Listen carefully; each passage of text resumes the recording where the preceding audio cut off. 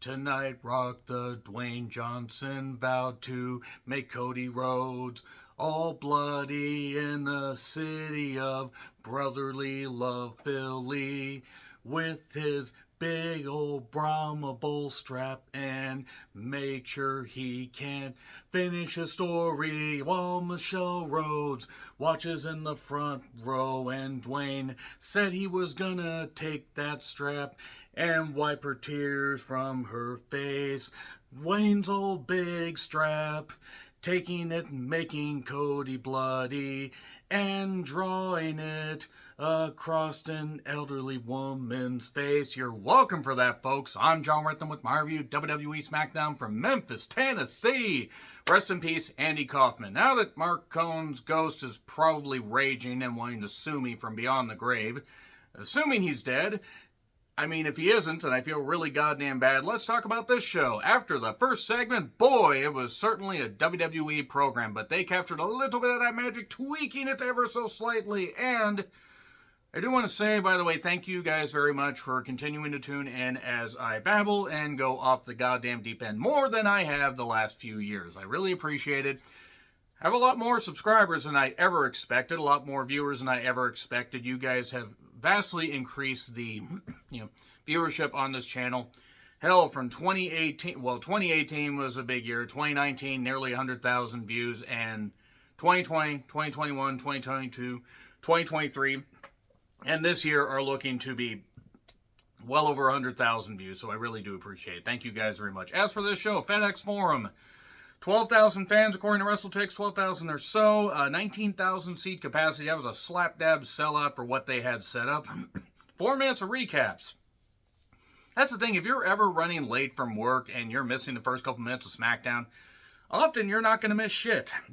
So, Rock comes out with his lightning fast Johnson in hand. Happens with guys his age. And he is just all ready, and then we get the Rock theme, electrifying, and then we get a Hollywood Rock theme remix. Nostalgia for something that was literally, 21 years ago? How sad is that? How fucking sad is that? So anyway, he is getting a big pop, how tonight's different, that the Rock was going to run down the fans, but the Rock's home is in Memphis, Tennessee, Flex Cavana, or Cavana, however the hell you say it, Cavana, oh baby mama, which I'm sure he has a few of. But finally, The Rock has come back home. The Rock concert. There's 2 guys suddenly on the announcer's desk. I don't know who the fuck they were. He may have said it. I don't really care. I mean, they stroke their instruments fine. I mean, honestly, if you're going to be in front of a big crowd like that, you better stroke your instrument well. And The Rock's coming back. He's going to beat you with his fanny pack and the Stardust pick. That was great stuff. I encourage you guys to check this out. It's probably on WWE's YouTube channel as I'm cutting this review, because I can't summarize how this whole thing went. Yes, Rock's material, or at least some of it, is dated, but when he can capture that magic, it's really good. That about Dusty, the drugs and cheap condoms were a bad combination, and Cody was a mistake, made fun of John Morant. And even though I only keep up with some of the NBA, that fucker deserves it. Stop waving guns and being a goddamn idiot, and maybe you won't get suspended. Maybe stop doing that, or you're going to dumb yourself out of position, as Ernie Ladd once said about Bundy. Bundy, you big fat piece of shit. Mentioned the crybabies, Cody's crybabies, all that. You walk and kiss the ass of the final boss. He calls himself the final boss a couple times. And talks about the Cody slap, and then the Raw, his promo about his mother, the Mama Rhodes. Your son took something from me, and I'm going to make you all pay. We get whoop that trick chance mainly because Memphis, but who knows, maybe Trick Williams had a dark match before the show. I'm not sure. Because they respond to him, with the whoop that trick chance. That's easy for me to say. And I'm going to whip your son with this belt, then I'm going to wipe those tears. He's going to take his strap and wipe Mama Rhodes' face. Because if I have to think of this stuff, guys, and so do you. And that's just showing you how fucking demented I am. So that was good. Michelle, he's saying, Michelle, what can I say except you're welcome? That was good stuff. So, show's over, folks. That's it. That's it for the review. No, I'm kidding. There was actually, some wrestling on this. In the sense, people competed in the ring. I didn't really care about some of the matches. I was excited that they were going to give the women the main event slot because Bayley and Io has almost felt like an afterthought. And I know that they had the thing with Bayley and Dakota turning on Bayley recently, and I was happy they had that, but here's my thing. That feud almost feels like an afterthought, and part of it is due to the fact Dakota wasn't medically cleared until recently. That's not her fault. I'm glad she's okay. I hope she does not get injured, has a massive career ahead of her. Couldn't have come at a worse goddamn time, but nevertheless, LWO Hollywood of Cruisin' Wild with Zelina took on LWO Wolfpack. Let's see. Berto. They call him Berto now. Hey, Bert. And Angel, along with Elektra. I did not know they made headphones in child sizes. So, there was a press slam off the top to a pop, and LWO Wolfpack won.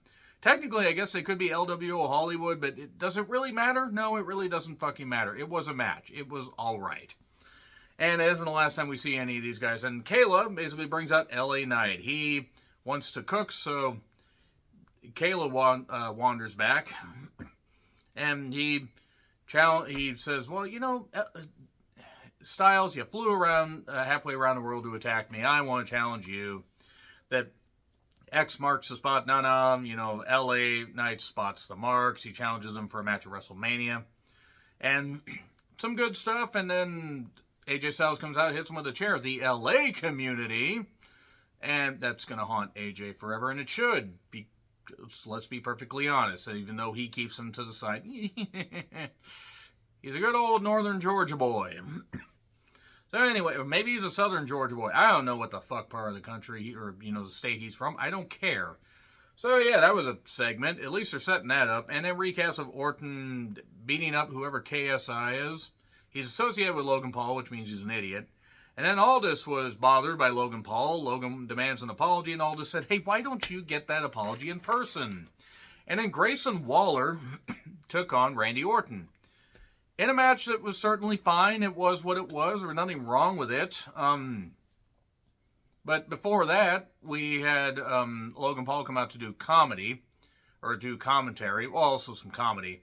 And also, Logan Paul announced that SummerSlam will be in Cleveland, Ohio. I think that's the name of the city. And that also Kayla seemingly goosed Heyman. God, I would. Anyway. But Kayla, scaring Paul Heyman and almost cracking there. And then Jim Uso said, yeah, yeet, Jay. Yeet is a stupid word, by the way. I say as a 43-year-old white guy that doesn't understand what any street stuff means. And then Orton, ended up beating Waller. We got a near RKO. And then we got the stunner and leap into the RKO by Theory. A little comical, but I'll allow it. It was what it was. And Aldis says, hey, Logan, you're going to face him in a three-way. Logan Paul is in the three-way. Noah, stop it. Stop it. Get some help. Yeah, it ain't just Kier and Liv without her pants that's going to get targeted here, Noah. You know, your search history is worse than mine, and that's saying something. Noah's going to kill me for this. He is going to kill me.